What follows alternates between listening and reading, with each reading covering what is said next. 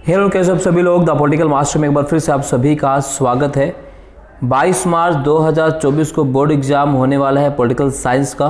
सो ऐसे में ये वीडियो बेहद महत्वपूर्ण है क्योंकि इसी टाइप के क्वेश्चन आपके बोर्ड एग्जाम में आने वाले हैं। सो प्लीज़ एंड तक ज़रूर देखिएगा और इन सभी क्वेश्चंस का प्रैक्टिस कर लीजिए क्योंकि क्वेश्चन जो है इसी प्रकार पूछे जाने वाले हैं। सो प्लीज़ एंड तक देखिएगा। चैनल पर नए हैं तो ज़रूर सब्सक्राइब कीजिएगा।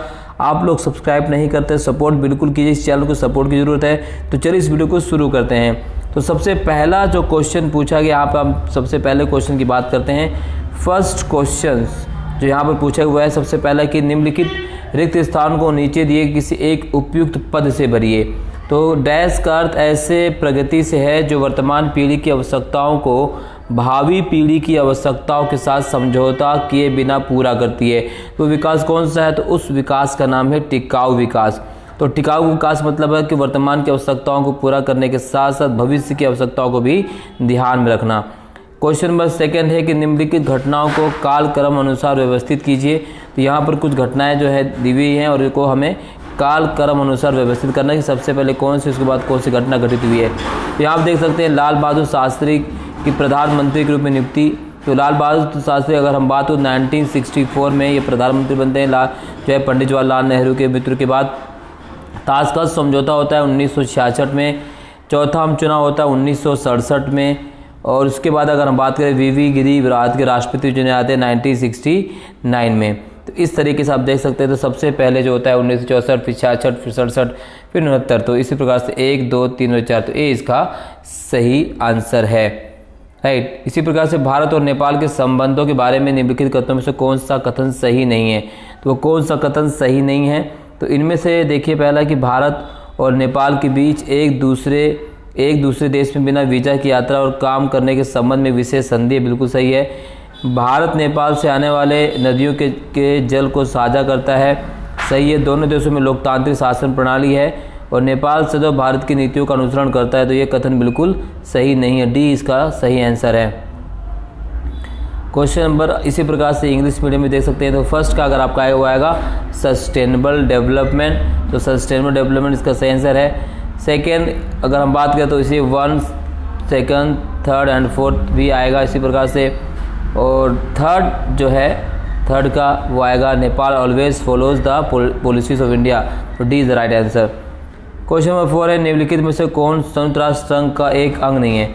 तो संयुक्त राष्ट्र संघ का एक अंग नहीं है, वह है विश्व स्वास्थ्य संगठन, क्योंकि स्थापना इसकी 1995 में होती है। बाकी जो तीनों जो है संयुक्त राष्ट्र संघ के अंग हैं। बहुराष्ट्रीय कंपनी द्वारा विकासशील देशों में निवेश करने के मुख्य कारण की पहचान कीजिए। तो बहुराष्ट्रीय कंपनी द्वारा विकासशील देशों में निवेश के मुख्य कारण क्या क्या है? पहला है वंचित लोगों का कल्याण करना, अपनी संपत्ति बढ़ाना, अधिक मुनाफा कमाना, अन्य देशों को लाभ पहुंचाना और विकासशील देशों की सरकार को वित्तीय सहायता प्रदान करना। तो इसका जो सही है वह है बी, अपनी संपत्ति बढ़ाना और अधिक मुनाफा कमाना। जम्मू और कश्मीर के संबंध अनुच्छेद 370 को कब समाप्त किया गया? देखिए तो अनुच्छेद 370 जो है 5 अगस्त को जो है 5 अगस्त 2019 को पेश किया। लेकिन इसमें 5 अगस्त जो ऑप्शन नहीं है। इस तरह से अगर हम बात करें 5 अगस्त से नज़दीकी जो है वह है 9 अगस्त 2019। इसी प्रकार से क्वेश्चन नंबर जो है 7 पूछा गया कि निम्नलिखित में से किस विकासात्मक मॉडल के भारत में सबसे कम समर्थक थे? तो सबसे कम समर्थक अगर हम बात करें तो वो थे संयुक्त राज्य अमेरिका के पूंजीवादी मॉडल के। क्वेश्चन नंबर 8 अभिकथन और कारण पूछा गया कि 1990 के दशक के संवैधानिक राजतंत्र के दौरान नेपाल की राजनीतिक पार्टियां और आम जनता अधिक खुली और उत्तरदायी शासन प्रणाली चाहते थे। राजा सेना की सहायता से सरकार पर पूर्ण नियंत्रण बनाए हुए था और उसने नेपाल में लोकतंत्र के विस्तार को प्रतिबंधित किया। तो कथन और कारण बिल्कुल सही है, ए इसका सही आंसर है। इसी प्रकार से इंग्लिश मीडियम में आप देख सकते हैं। तो सबसे इसका फोर्थ का आंसर आएगा आपको आएगा वर्ल्ड हेल्थ ऑर्गेनाइजेशन, डी इसका जो सही आंसर है। क्वेश्चन नंबर 5 का identify the main reason behind the investment of MNCs in developing country. तो है to increase their own assets and earn profit, B इसका करेक्ट आंसर है। क्वेश्चन नंबर 6 का जो आंसर है, क्वेश्चन नंबर 6 का आंसर आएगा वो आएगा आपका 9 अगस्त 2019। लेकिन अब एक्चुअल में क्या है 5 अगस्त 2019 जो है 5 अगस्त है। क्वेश्चन नंबर 7, तो क्वेश्चन नंबर 7 वो है capitalist model of USA. Question number 8 का ए क्वेश्चन नंबर 9 जो है वो है संयुक्त राष्ट्र से आशा की जाती कि वह एक ध्रुवीय विश्व बेहतर काम कर पाएगा। कारण सोवियत संघ के विघटन के बाद कई अन्य देश संयुक्त राष्ट्र के सदस्य बने। तो सोवियत संघ के विघटन के बाद कई अन्य देश जो है संयुक्त राष्ट्र संघ के सदस्य बने, तो ये भी कथन बिल्कुल सही है। तो ए और बी दोनों सही है, ए और बी सही है इसका कथन। निम्नलिखित में से कौन सा दशक बाद में तीसरी लोकतांत्रिक लहर का दशक था? तो वह है 1990 का दशक तीसरी लोकतांत्रिक लहर का दशक था। निम्नलिखित में से कौन नागालैंड का एक नेता था? तो लाल डेंगा, मिजो नेशनल पार्टी के जो अध्यक्ष थे लाल डेंगा, नागालैंड के एक महत्वपूर्ण नेता थे। ई रामास्वामी तमिलनाडु, ठीक है। क्वेश्चन नंबर 12, भारत निम्नलिखित में से कौन सा एक नीति आयोग का उद्देश्य नहीं? तो नीति आयोग का उद्देश्य नहीं है भारत की विकास प्रक्रिया के लिए रणनीतिक नीति प्रदान करना, संघीय सरकार के थिंक टैंक के रूप में कार्य करना, विकास कार्यक्रमों के लिए धन की व्यवस्था करना। तो विकास कार्यक्रमों के लिए धन की व्यवस्था करना ये नीति आयोग का उद्देश्य नहीं है।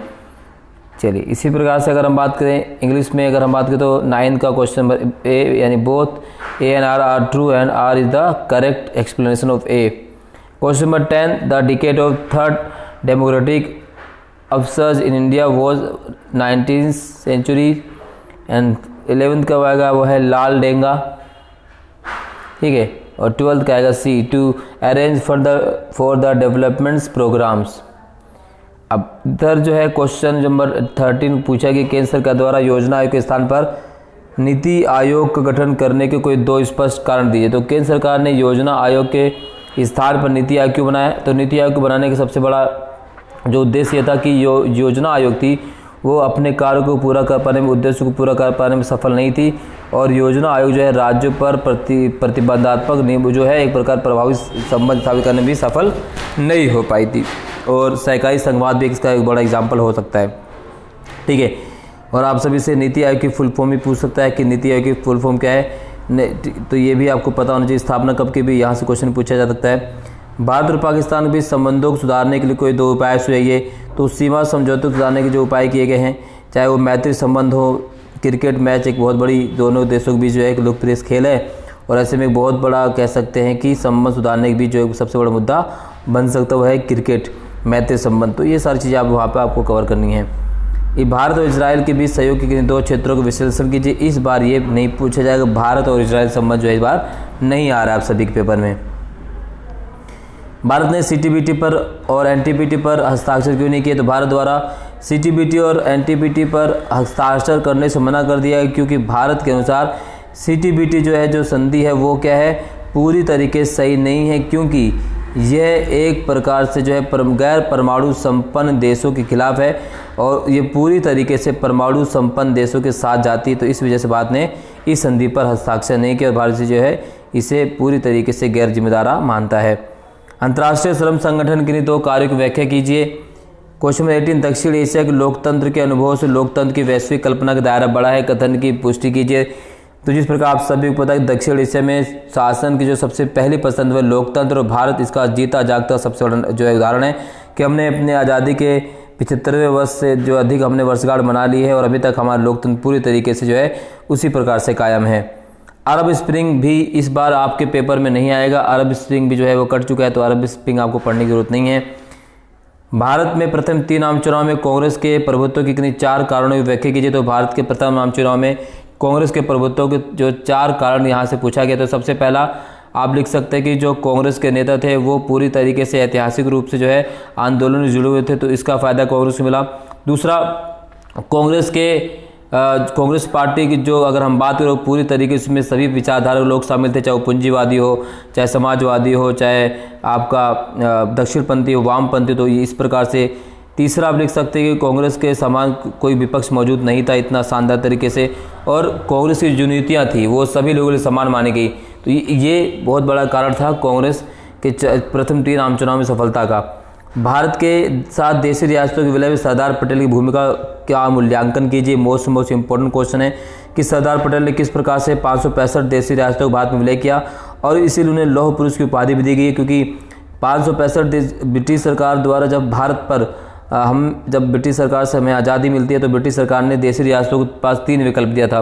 उस 3 विकल्प में से पहले विकल्प था या तो भारत में शामिल हो जाएं, या तो पाकिस्तान में शामिल हो जाए या फिर वो अपना स्वतंत्र राज्य गठन किए। तो यहाँ से समस्या जो है विकराल रूप धारण कर लेती है। और जो देसी रियासत, उसमें अधिकांश देसी रियासतों को सरदार पटेल ने अपनी दूरदर्शिता और वक्तव्यपूर्ण नीति से भारत में शामिल करा, लेकिन कुछ देसी रियासतें ऐसी थी जैसे जूनागढ़, हैदराबाद, जम्मू कश्मीर, मणिपुर, और इनको जो है विलय करने में थोड़ी परेशानी का सामना करना पड़ा, लेकिन सरदार वल्लभ भाई पटेल की दूरदर्शिता और कूटनीतिक के तरीके ने इन सभी रियासतों के बाद में विलय कर लिया। तो इस प्रकार से मूल्यांकन लिखना है सरदार वल्लभ भाई पटेल का, और ये मोस्ट इम्पॉर्टेंट क्वेश्चन है जो आपके पेपर में पूछा जाएगा। ठीक है, इसी प्रकार से अगर हम बात करें क्वेश्चन नंबर आपका 22 है, भारत और पाकिस्तान के बीच कश्मीर विवाद के किन्हीं 4 कारणों को उजागर कीजिए। बड़े वादों के निर्माण के किन्हीं 2 नकारात्मक प्रभाव का विश्लेषण कीजिए। क्वेश्चन नंबर 24 है कि निम्नलिखित कार्टून का ध्यान से अध्ययन करें और नीचे दिए गए प्रश्नों के उत्तर लिखे। तो ये कार्टून संबंधित क्वेश्चन आपसे पूछा जाएगा। अफगानिस्तान ईरान वॉर जो यहाँ पर दिया गया है कि कार्टून में दिखाया गया सैनिक निम्नलिखित में से किस देश से संबंधित है, वह देश जो है वह संयुक्त राज्य अमेरिका बी। इस तरह से मैप में जो है कार्टून बेस्ड क्वेश्चन आपसे पूछे जाएंगे। किस वर्ष इराक पर ऑपरेशन इराकी फ्रीडम के कूट नाम से आक्रमण किया गया था, तो वह 2003। कार्टून में दिखाए गए देशों में निम्नलिखित में से कौन सा देश खाड़ी का देश है, तो वह ईरान खाड़ी के देश है। प्रथम खाड़ी युद्ध को निम्नलिखित में से किस एक अन्य नाम से भी जाना जाता है, तो वह कौन सा युद्ध जिसे हम खाड़ी युद्ध के नाम से जानते हैं, जिसे कहा जाता है ऑपरेशन एंड्यूरिंग फ्रीडम। इसी प्रकार से जो है यहाँ पर आपका जो क्वेश्चन जो पूछा गया आप देख सकते हैं, ये गद्यांश से क्वेश्चन पूछा है। गद्यांश पढ़ के आपको उत्तर देना, वैश्विक अर्थ से गद्यांश आए हुआ है, तो 4 नंबर के गद्यांश यहाँ से वैश्विक अर्थ वाले गद्यांश पूछे गए हैं। राइट, इसके बाद देख सकते हैं क्वेश्चन नंबर 25 इंग्लिश मीडियम में गद्यांश है। क्वेश्चन नंबर 26 भी गद्यांश पूछा गया है। तो भारत चीन संबंधित क्वेश्चन पूछा कि वह देश जिसके साथ भारत का 1962 में युद्ध हुआ, तो वह देश जिसके साथ भारत में 1962 में युद्ध हुआ तो वह है चीन। वह देश जिसके साथ भारत कश्मीर के मुद्दे पर विवाद है तो पाकिस्तान। वह देश जो 1971 के युद्ध के बाद अस्तित्व में है बांग्लादेश।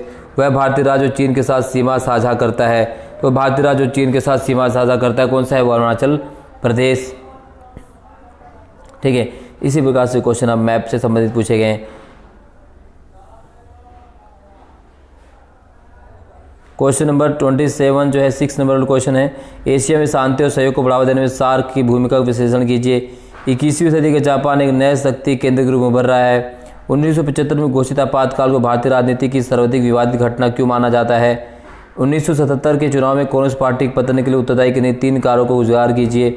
मंडल आयोग की 3 सिफारिशों ने किस प्रकार, ठीक है, मंडल आयोग से क्वेश्चन यहाँ पर आया हुआ है। भारतीय राजनीति में अन्य पिछड़ा वर्ग के स्थान के लिए उत्तरदायी किन्हीं 3 कारकों का विश्लेषण कीजिए। तो ये क्या है, ये सभी आपके 3 नंबर वाले क्वेश्चन जो यहाँ से पूछे गए हैं। तो ये काफ़ी 6 नंबर वाले काफ़ी इंपॉर्टेंट क्वेश्चन, इसी बेस पे क्वेश्चन आपसे पूछे जाने वाले हैं। और आप देख सकते हैं क्वेश्चन नंबर 13 जो है, सुरक्षा के लिए नए खतरे के रूप में आतंकवाद की व्याख्या कीजिए। और संयुक्त राष्ट्र सुरक्षा परिषद के नए स्थायी एवं अस्थायी सदस्यों के लिए प्रस्तावित किन्हीं 4 मापदंडों को स्पष्ट कीजिए।